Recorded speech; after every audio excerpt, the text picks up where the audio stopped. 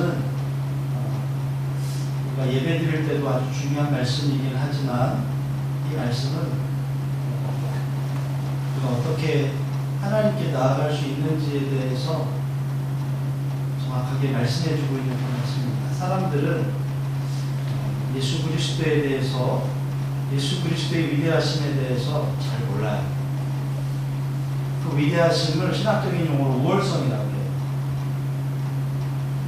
여기 있는 우리도 종종 내가 지금 믿고 있는 예수님에 대해서 확신이 없을 때가 있습니다.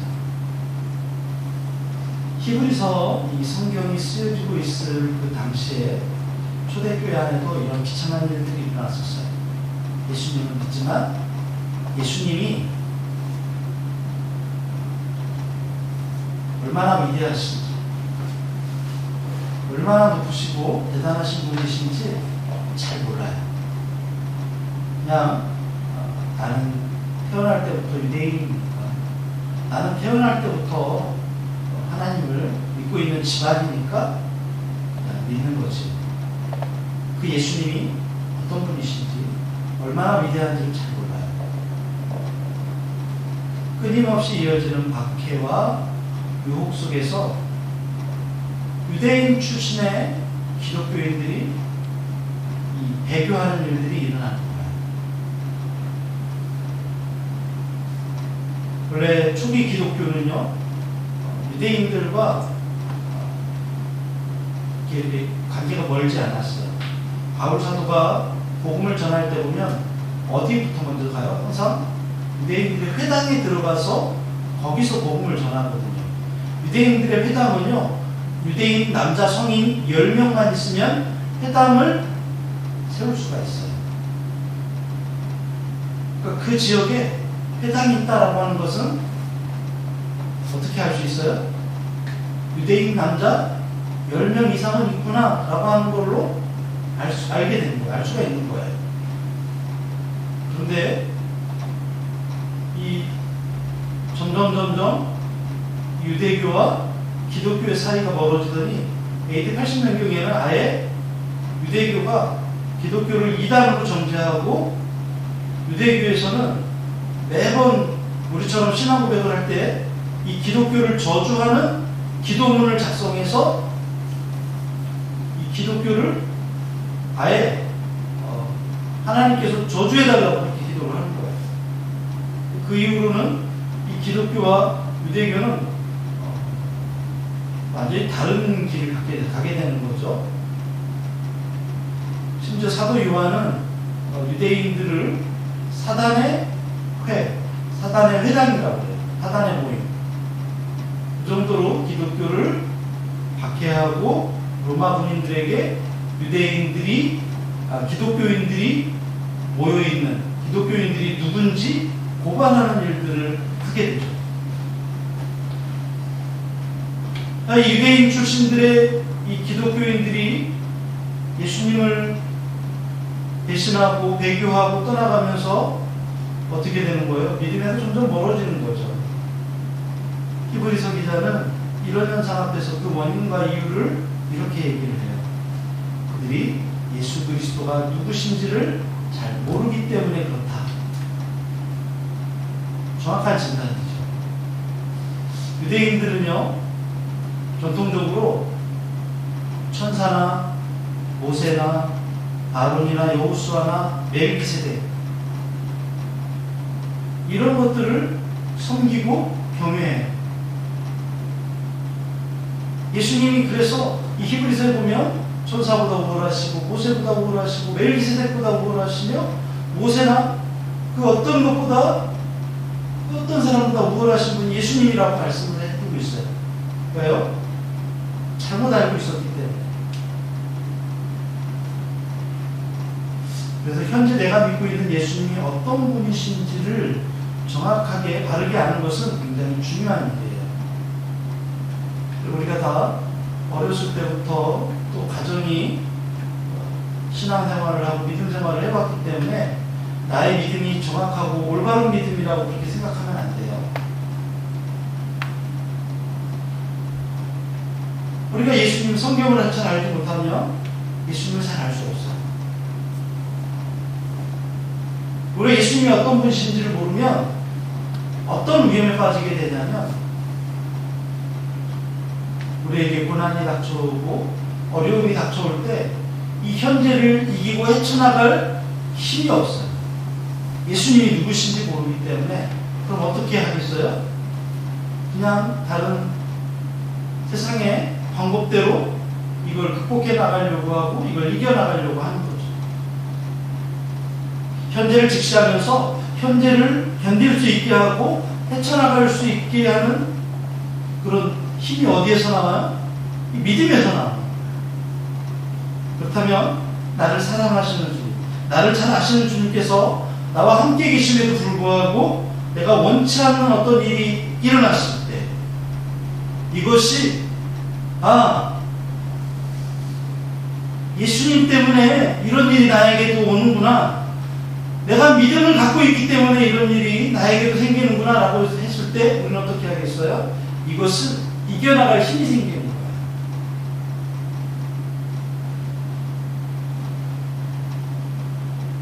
기다릴 수 있고 견뎌야 하고 기다려야 돼요. 이게 믿음이에요.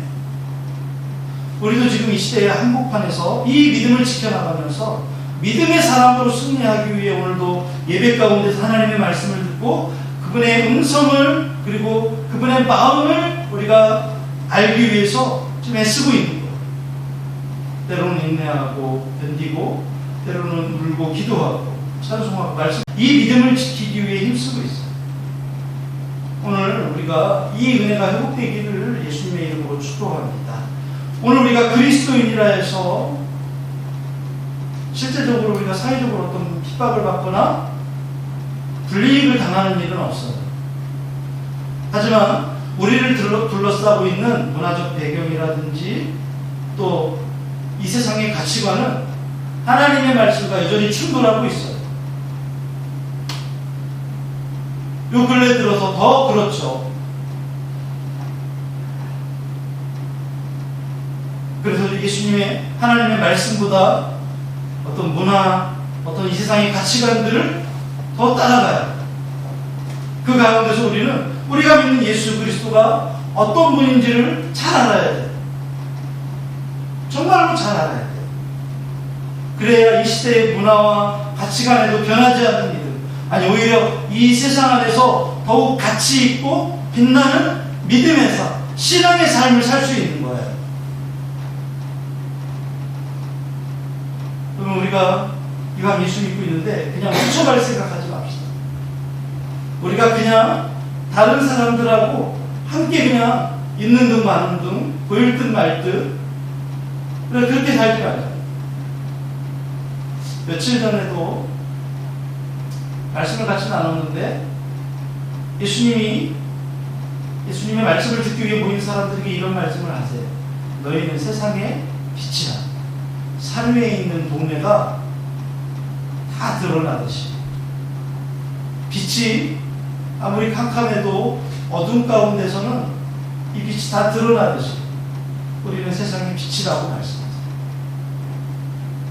우리가 빛된 우리가 세상에서 예수님을 잘 알아야 빛된 삶, 그것이 우울하고 부끄러운 삶이 아니라 빛나고 그리고 가치 있는 그런 삶을 살 수 있지 않겠어요? 오늘 우리가 본문에서 보니까 이렇게 말씀하세요. 히브리서 4장 14절에 한번 같이 읽어볼까요? 시작. 그러므로 우리에게 큰 대제사장이 계시니 승천하시니 곧 하나님의 아들 예수시라. 우리가 믿는 우리를 굳게 잡을지어다. 첫 번째는 이 땅에서 우리가 굳게 잡아야 될 것이 있는데 그것이 바로 뭐냐면 복음의 진리예요. 믿음이 여기 보니까 믿는 돌이라고 했어요. 대제사장이신 예수 그리스도를 소개한 다음에 계속해서 우리에게 믿는 도리를 굳게 잡으라고 말씀하세요. 여러분 생각해 보세요. 우리가 지금 굳게 잡고 있어요? 아니면 그냥 손만 대고 있어요? 우리가 터치만 하라고 그랬어요? 아니면 성경에서는 뭐라고 했냐면 굳게 잡으라고 돼 있어요. 믿는 도리가 뭐예요? 우리가 믿는 사람이면 그 교회가 누구나 다 공적으로 고백하는 이 진리, 뭐예요? 그리스도의 구원, 복음의 진리를 말하는, 모든 것이 드러나는 하나님의 말씀 앞에서 우리를 가려주고 지켜줄 분은 오직 예수 그리스도세요. 이러한 그리스도의 진리를 굳게 잡고서 결코 놓치지 않아야 된다고 얘기합니다. 그러면 반대로 어떤 얘기예요? 놓칠 수도 있다. 놓칠 수도 있대. 왜냐하면 당시에도 이미 복음에 대한 박해와 거짓된 교훈에 속아서 진리를 잃어버리고 고백을 버린 채 표류하는 사람들이 있었기 때문이죠. 히브리서 2장 1절의 말씀에 보면 이 놓친다는 표현을 이렇게 표현하고 있어요. 같이 읽어봅시다. 시작. 그러므로 우리는 들은 것에 더욱 유념함으로 우리가 흘러 떠내려가지 않도록 함이 마땅함이니라. 네, 뭐겠어요? 흘러 떠내려가는 것, 이게 놓치는 거예요. 꼭 어떤 생각이 들어요? 급류에 어린아이가 막 떠내려가는데 아무리 잡으려고 해도 잡을 수가 없어. 실제로 내가 청년 때 전도 사역할 때 수련회 때 이런 일이 있었어요. 그래서 이 천이 넓지 않은데 깊이도 무릎밖에 안 돼. 근데 아이가 떼굴떼굴 굴러가는데 야 큰일 났다 싶어가지고 쫓아갔는데 안 잡았으면 큰일 날 뻔했죠. 흘러 떠내려가는 거야. 그냥 졸졸졸 흐르는 물은 떠내려가지 않아요. 여러분, 세상에 거친 문화와 세상의 가치관은 겉으로 보기에는 아무것도 아닌 것 같지만 실제로는 굉장히 급한 물이에요. 우리를 흘러 떠내려가도록 할 수 있는 그런 것들이에요. 오늘 우리 자신을 보더라도 그리스도가 아닌 것들을 굳게 잡으면서 진정한 생명이신 그리스도에 대해서는 소홀히 여기는 일들이 참 많이 있어요. 아예 신앙과 삶이 분리되어서 돈 없으면 불안하고 말씀을 가까이 하기보다는 아예 말씀을 멀리 떠나보내는 일들이 얼마나 많습니까? 믿는 도리를 굳게 잡으라고 하는 이 복음의 진리를 우리가 가만히 보면 절대 잃어버려서는 안 된다라고 하는 의미가 있지만 더 적극적으로 보면 어떤 의미겠어요? 예수님을 더 가까이 하라는 의미예요.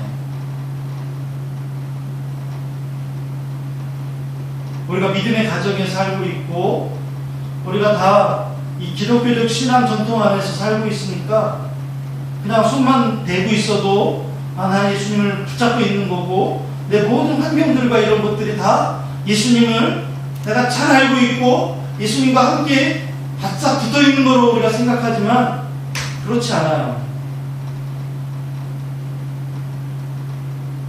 겉으로 보기에는 무릎밖에 안 되는 낮은 물이고 그냥 흘러가는 물 참 괜찮아 보이는 그런 아름다운 광경 같지만 막상 우리가 그것 가운데 발을 디디기 시작하면 흘러 떠내려갈 수밖에 없는, 손을 놓칠 수밖에 없는 그런 세상이라.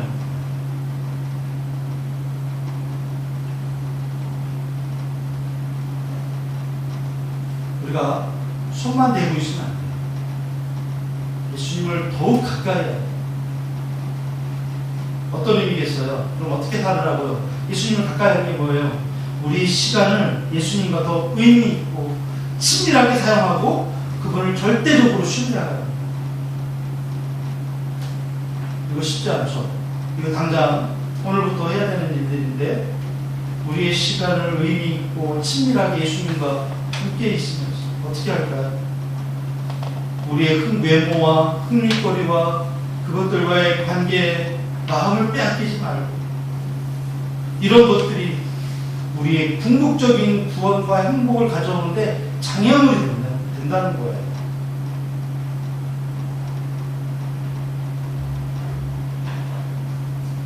왜냐하면 이런 것들은 영원한 것이 아니기 때문입니다.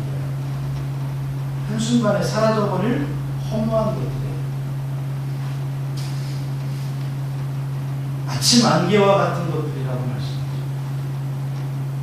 좌우각이 껴서 절대 오늘 날씨 별로 안 좋을 것 같다, 그렇게 생각되는데 잠시 후 그 안개는 온데간데 없이 뜨거운 때앞볕에 사라져버립니다. 이것이 뭐냐면 세상입니다.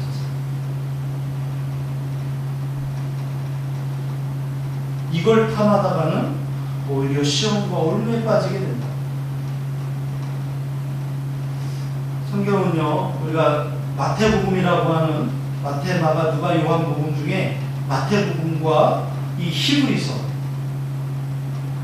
여기에는 특별히 우리처럼 신앙의 어떤 전통과 환경에 있던 사람들이 내가 예수님을 잘 알고 내가 예수님을 누구보다도 잘 깊이 이해한다고 생각했던 사람들의 이 배교와 하나님을 떠나는 일들이 있었기 때문에 이 일들 때문에 우리에게 권면하면서 복음에 대해서 설명해주고 있는 거예요. 오늘 우리 알겠어요. 예수님에 대해서 잘 알고 있다고 생각하고, 그래서 결국에는 살다 보니까 예수님과 점점 멀어지고 믿음을 버리는 일들이 오늘날에만 있는 게 아니라 이때도 있었다는 거예요. 그런 사람들을 향해서 이렇게 권면하고 있어요. 디모데전서 6장 9절 말씀을 한번 봅시다.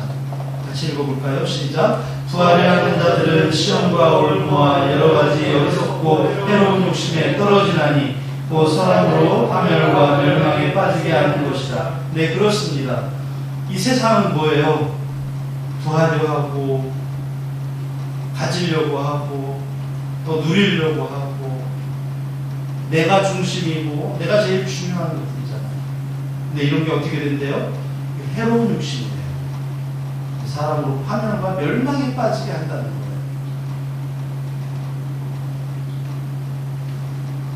영원히 간직할 수 없는 것들, 하나님 앞에서 나의 죄와 허물을 가려주지도 못할 이 땅의 것들에 사로잡힐 것이 아니라 오직 영원한 은혜로 우리를 지켜주시고 구원해 주실 그 믿는 도리를 붙잡도록 힘써라 우리에게 말씀하시는 거죠. 그래서 만물이 벌거벗은 것 같이 하나님 앞에 다 드러날 때가 오는데, 그때 우리는 예수님의 보혈로 씻음받는 정결한 모습과 복음의 풍성한 열매를 가지고 하나님 앞에서 그 진정한 아름다움과 영광을 누리는 복된 자들이 됩시다. 우리가 그렇게 하기 위해서는 어떻게 하라고요? 믿는 도리를 굳게 잡으라고요. 그 믿는 도리를 굳게 잡는다는 것은 예수님과 더욱 친밀해지고 우리가 가지고 있는 시간과 물질과 우리의 재능들을 주님과 더 함께 사용하는 데 힘쓰는 거예요. 골로새서 1장 23절에 말씀하시죠. 같이 읽겠습니다. 만일 너희가 믿음에 거하고 더 위에 굳게 서서 너희 들은 바 복음의 소망에서 흔들리지 아니하면 그리하리라. 이 복음은 천하 만민에게 전파된 바요 나 바울은 이 복음의 일꾼이 되었노라. 네, 복음의 소망에서 흔들리지 않는 거, 이거 되게 힘들어요. 그리고 누구나 다 흔들리게 돼 있어요. 그런데 그 흔들림 가운데서 굳게 예수님을 붙잡고 있으면 우리는 안전한 거.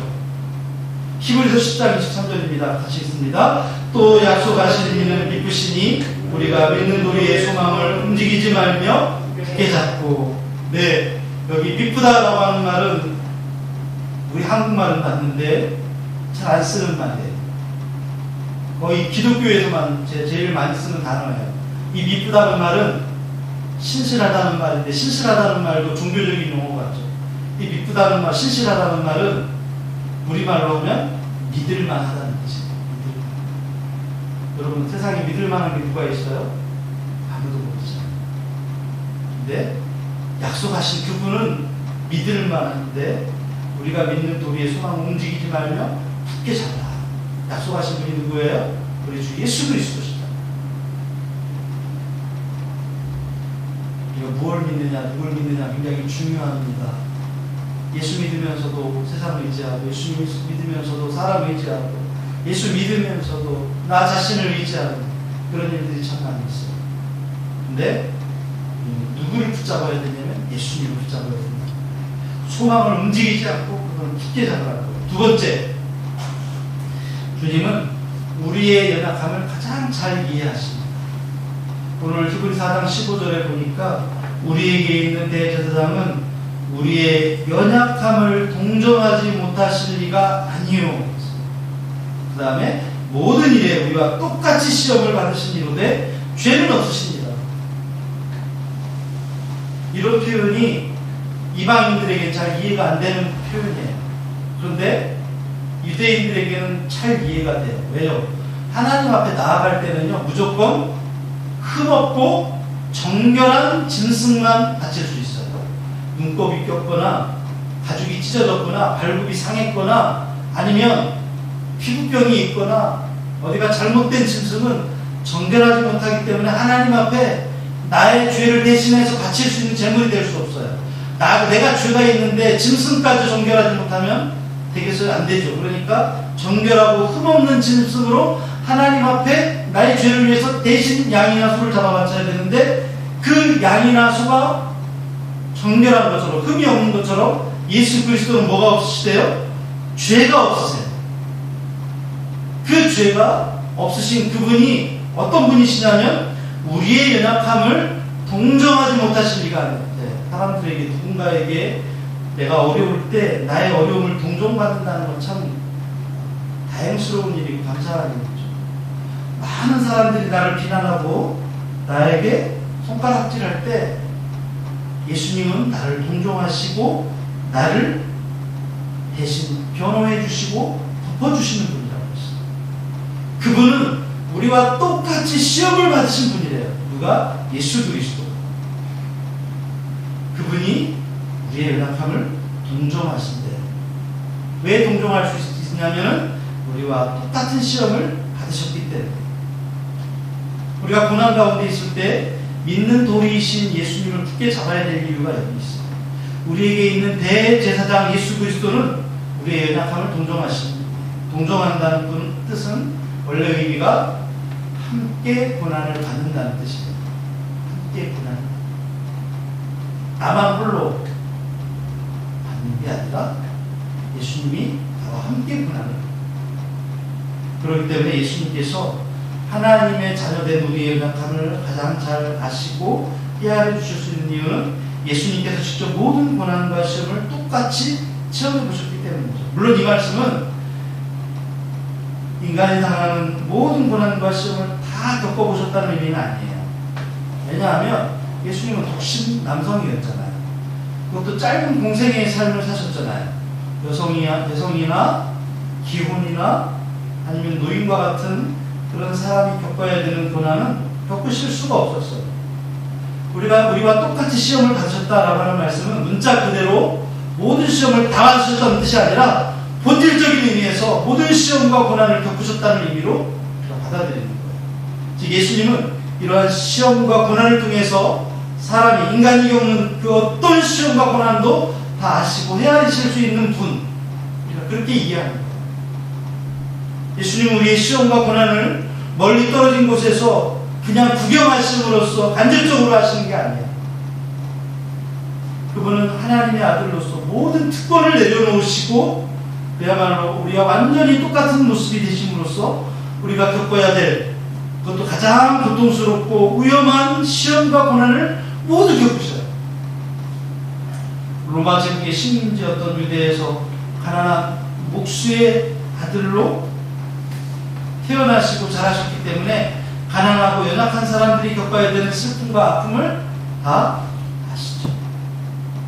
뿐만 아니라 예수님은 정규 교육을 받지 못하신 분이에요. 유대인들이 배우지 못한다고 어떻게 하나님 말씀을 아는지 깜짝 놀라죠. 예수님 교육을 받지 못하셨어요. 배우지 못한 사람들이 아픔을 아세요. 예수님 40일 동안 금식하시고 이후에 예수님이 뭐라고 말씀하시냐면 인자는 머리를 고 쫓아왔다. 이런 삶을 통해서 가난이 주는 굶주림과 추위와 고통이 얼마나 큰 것인가를 아시는 분이세요. 그뿐입니까? 가족들도 제자들도 예수님을 잘 이해해 주지 못해요. 동족들이 예수님을 배척하고 매반해요. 오히려 그렇게 가르쳤던 예수님의 제자들 중에서 예수님을 대신해요. 이걸 통한 얼마나 뼈저린 것인가를 생생하게 예수님 아시죠. 가장 사랑했던 제자 중에 한 사람 베드로도 예수님을 부인하고 3번이나 부인하고 저주해요. 뿐만 아니라 사람들은 예수님의 기적과 능력을 칭찬하면서 억지로 왕으로 잡아 삼으려고 하는 그런 일들을 통해서 세상의 찬사와 인기를 한 몸에 받는 사람들이 어떤 시험과 위험에 떨어질지도 예수님 잘 아세요. 또한 예수님은 죄가 없으신데 권력자들의 불의한 심판과 함께 십자가형을 당하시고 고통을 통해서 억울함과 세상 권력 앞에 인간이 얼마나 무기력할 수 있는지, 또 죽음의 공포가 얼마나 큰 것인지도 예수님 잘 아시죠. 심지어 하나님으로부터 버림, 하나님께서 잠시 얼굴을 가리실 때 인간이 얼마나 외롭고 두려움에 사로잡힐 수 있는가도 예수님 잘 아시죠. 이런 사실을 볼 때 우리는 예수님께서 당하신 시험과 고난은 우리가 겪을 수 있는 모든 시험과 고난을 악랑한 것이죠. 예수님께서 알지 못할 시험과 고난은 없어요. 그래서 우리는 이 땅에 살면서 시련과 아픔이 찾아올 때 나만 겪는 어려움, 나만 겪었던 어려움이라고 그러니까 그렇게 생각하지 맙시다. 오히려 주님이 당하셨던 그 고난과 어려움에 비하면 우리의 것은 아주 작은 거예요. 이런 어려움을 사람에게 이해해달라고 위로받고 싶다고 하다가는 오히려 더 우리가 비참해져요. 이 모든 시험과 어려움을 겪으셨던, 아픔을 겪으셨던 우리 주님 앞에 나아감으로써 우리가 누구도 줄 수 없는 하늘의 위로와 올바른 믿음을 소유하게 되기를 축복합니다. 이사야 53장 3절 말씀에 보면 그 예수님께서 당하신 고난에 대해서, 그 당하실 고난에 대해서 이사야 선지자가 미리 예언하고 있죠. 같이 읽어봅시다. 그는 멸시를 받아 사람들에게 버림받았으며 간고를 많이 겪었으며 질고를 앓은 자라. 마치 사람들이 그에게서 얼굴을 가리는 것 같이 멸시를 당하였고 우리도 그를 귀히 여기지 아니하였도다. 네, 예수님에 대해서 이렇게 표현하고 있죠. 히브리서 2장 18절에 보니까 그분을 이렇게 표현합니다. 그가 시험을 받아 고난을 당하셨은즉 시험 받은 자들을 능히 도우실 수 있는. 네, 그분도 시험 받으시고 그분도 고난 받으셨기 때문에 우리의 연약함을 동정하시는 거예요. 우리 예수님 군대 안 가봤잖아요. 네, 군대 안 가봤죠. 예수님은 들어보고 모르죠. 근데 정말 모르실까요?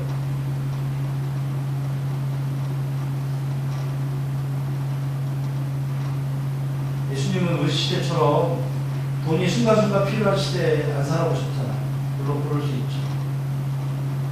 그분이 우리의 고난을 모르실까요?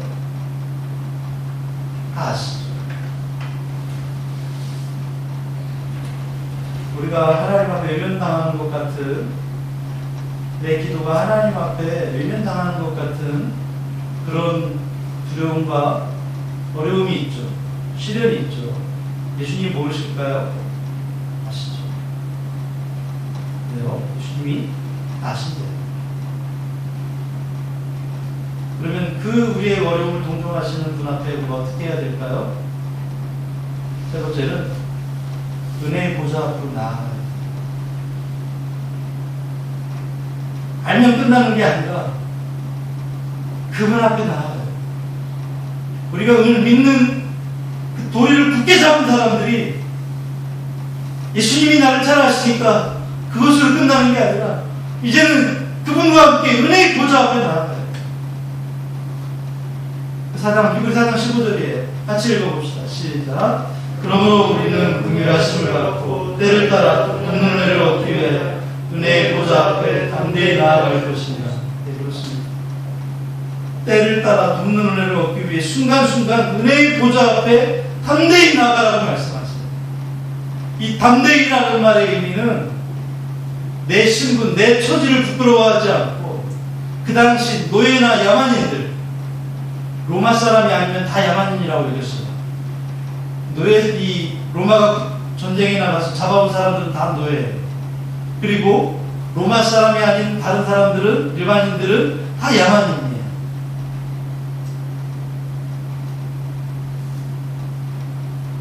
노예나 야만인이 아니라 로마 시민처럼 떳떳하고 당당하게 자기의 의견을 말한다. 이런 의미가 담대히라는 뜻이에요. 쭈삣쭈삣이 아니에요. 그래서 은혜의 보좌 앞에 담대히 나간다는 것은 어떤 무모함이나 배짱이나 뻔뻔함이나 무례한 태도를 말하는 게 아니라 하나님의 자녀와 하늘의 시민권을 가진 사람답게 하나님 앞에 당당하게 요구한다는 거예요. 왜요? 우리가 믿는 도리이신 예수님을 굳게 잡고 있기 때문에, 그분이 우리의 연약함을 동정하시기 때문에, 그분 때문에 우리가 하나님 앞에 담대히 당당하게 요청할 수 있다는 거예요. 이건 신앙이 어떤 행위를 말하는 것 같아요? 네? 기도. 그죠? 이걸 통해서 우리는 우리를 죄의 종에서 하나님의 자녀로, 땅에 속한 자에서 하늘의 시민으로 삼기 위해서 십자가를 지신 예수 그리스도의 은혜가 얼마나 큰 것인지를 우리가 알 수 있어요.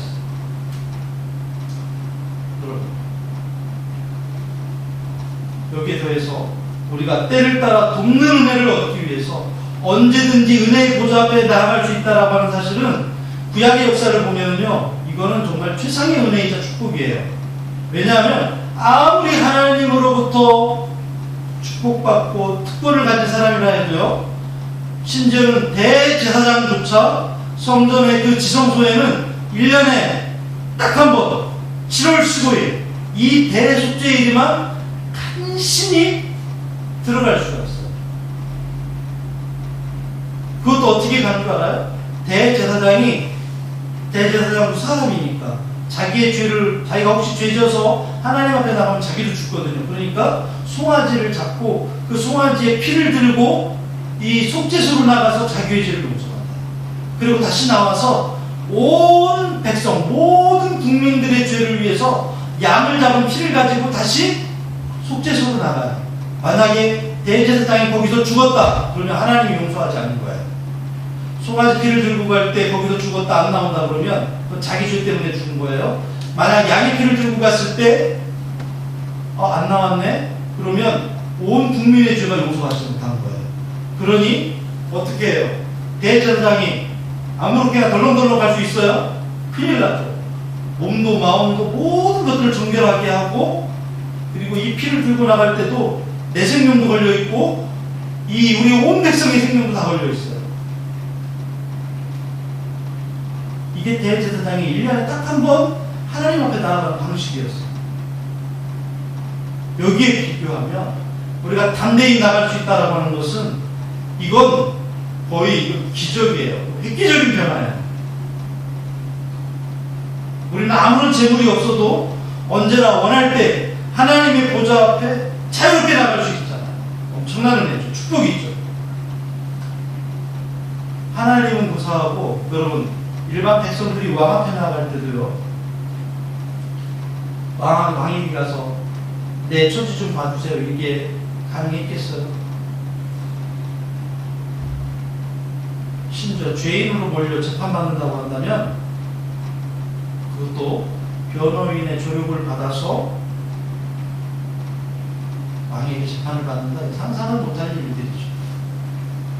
하지만 하나님께서는 예수 그리스도를 통해서 2000년 전부터 우리로 하여금 자유롭게 하나님 앞에 나아가서 모든 은혜와 모든 도움을 받을 수 있는 길을 열어놓으셨어요. 그것이 오늘 성경 히브리서 4장 14절에서 16절까지 우리에게 말씀하시는 바예요. 어떤 대가를 요구하시는 것도 아니에요. 이 얼마나 은혜와 축복입니까?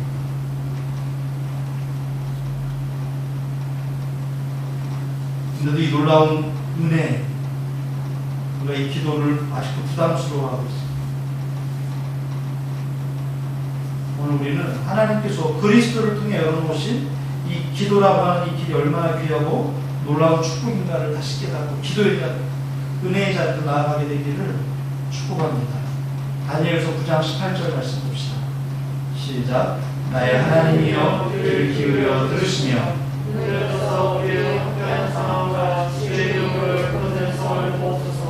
우리가 주 앞에 간구하는 것은 우리의 공의를 의지하여 하는 것이 아니요 오직 주의 큰 긍휼을 의지하여 함이니이다. 네, 우리 오직 주의 큰 긍휼이 뭡니까? 예수님이 우리의 약함을 동정하신다.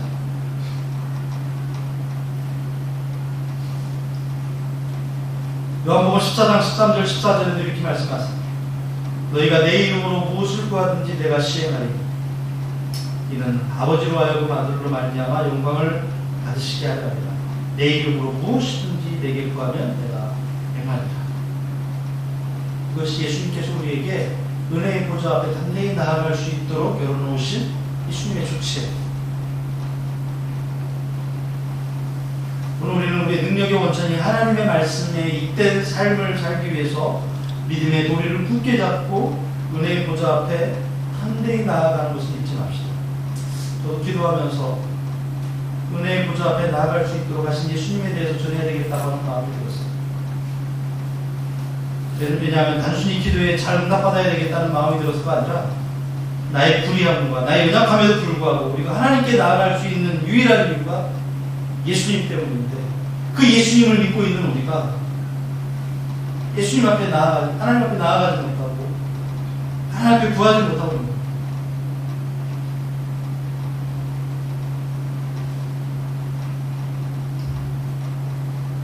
하물며 또 우리가 거룩하지 못합니까? 정결하지 못합니까? 어떻게 하나님께 나아갈 수 있어요? 예수님께서 나의 모든 불의함과 부도덕함과 악함의 벌을 대신 받으시고 우리는 하나님 앞에 의로운 모습으로 나갈 수 있도록 본인이 대신 십자가에 죽으시고 부활하셨기 때문에 우리가 하나님 앞에 나아갈 수 있는 거예요. 본문을 보면 주님은 우리의 어려움을 단지 바라만 보시는 분이 아니라 친히 나와 같은 모습으로 이 땅에서 동일한 모든 시험을 받으시고 내 모든 시험과 연약함을 아시고 도우시기 위해서 우리에게 필요한 길을 열어두셨어요. 오늘 우리는 이런 주님에게 감사하면서 주님의 진리를 굳게 잡는 동시에 기도를 통해 언제나 필요한 은혜를 누리는 믿음의 공동체가 되기를 바랍니다. 뿐만 아니라 나를 구원하시기 위해서 이 땅에 내려오신 예수님처럼 우리도 은혜의 복음을 전하고 죄로 인해서 아파하는 많은 사람들에게 내가 받은 은혜와 축복을 전하는 증인들이 되기를 축복합니다. 오늘 이 말씀을 마치면서 한 가지 광고를 하는데 이번 8월달 한 달 동안 매주 금요일 저녁 9시에 기도회를 하려고 주보에 광고가 나와 있어요. 금요일 저녁 9시에 우리가 기도의 시간을 좀 회복했으면 좋겠다는 마음이 들었어요. 같이 기도했으면 좋겠습니다. 우리가 같이 찬양합시다. 세상의 유혹시험을 찬양하면서 기도를 나갑시다.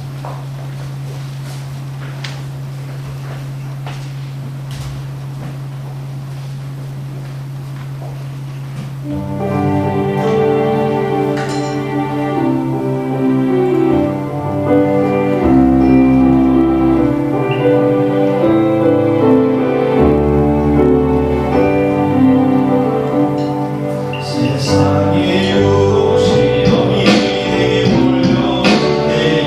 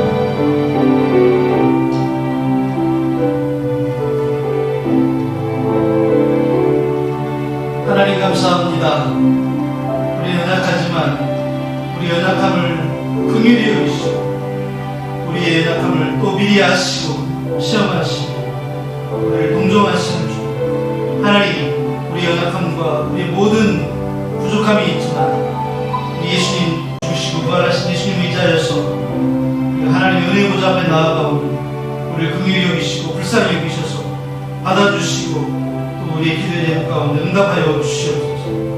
우리가 드린 예물 가운데 하나님 영광 나타나게 하시고 우리의 땀과 기도와 눈물이 담긴 이 제목 가운데 응답하여 주시옵소서. 예수님의 이름으로 간절히 기도합니다. 아멘. 이제는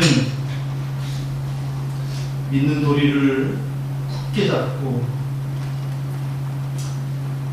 주님 앞에 나아가도록 우리를 위해 대신 죽으시고 십자가에 죽으시고 부활하신 주 예수 그리스도의 은혜와 또 은혜의 보좌 앞에 나올 수 있도록 예수님을 기꺼이 우리를 위해 내어주신 아버지 하나님의 크신 사랑과 성령님의 감동과 마비로 통하시는 역사가 오늘 은혜의 자리로 나아가기 원해서 회복하기 원해서 주님 굳게 잡고 나아가는 우리 모두 위에 우리 자녀들 위에 우리 일터와 또 사역자들과 학교 위에 이제로부터 영원토록 함께 하시기를 간절히 축원하옵나이다.